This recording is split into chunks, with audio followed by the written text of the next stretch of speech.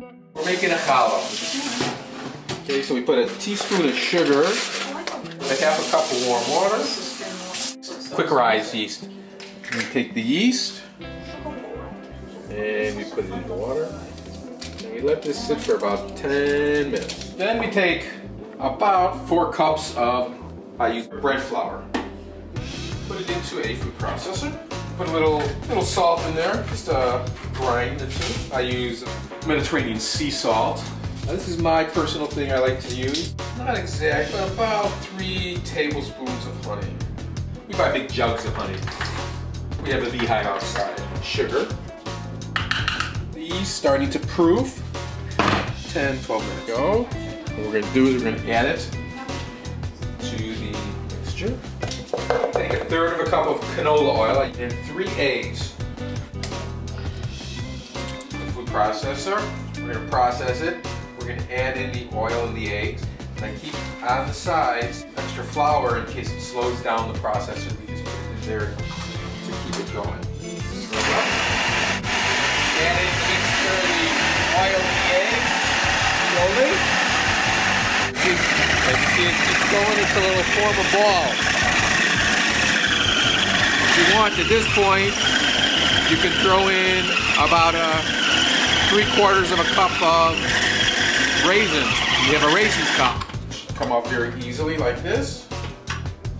Kind of knead it a little bit with your hands. Take it into a nice ball. Put it into a glass bowl. A little oil in the bottom of it. And let it rise for an hour. Put dish towel over it. Said let it rise for about an hour. After it rises, we'll punch it down. Let it rise for another hour. Then we'll braid it. Let it rise again. And then we'll cook it.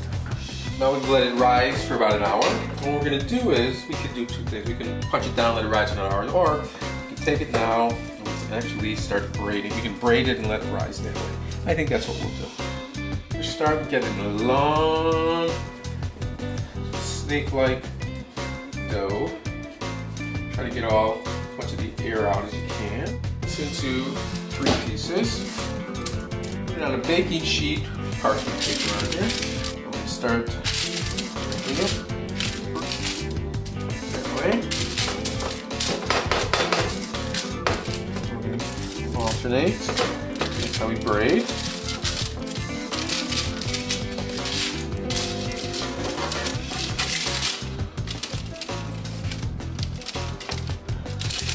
Tight a little bit. And now we got a braided challah there. Pretty cool, huh? Now we're gonna let it rise again. Maybe an hour or so, maybe 2 hours. We'll see how it looks when we're ready, and then we'll put it in the oven. Okay, now, after we let it rise for a couple hours, this is what it comes out to. And the next thing we're gonna do, put a little egg wash on so we can turn it around. Just get an egg yolk, put a little water in there, brush it on. And if you want, you can even put some sesame seeds or poppy seeds on top of this. Put it in a 375 oven for about 25 minutes. And that looks ready to me. What do you think? Hollow sound. Let it cool for a couple minutes. And break into it, enjoy it.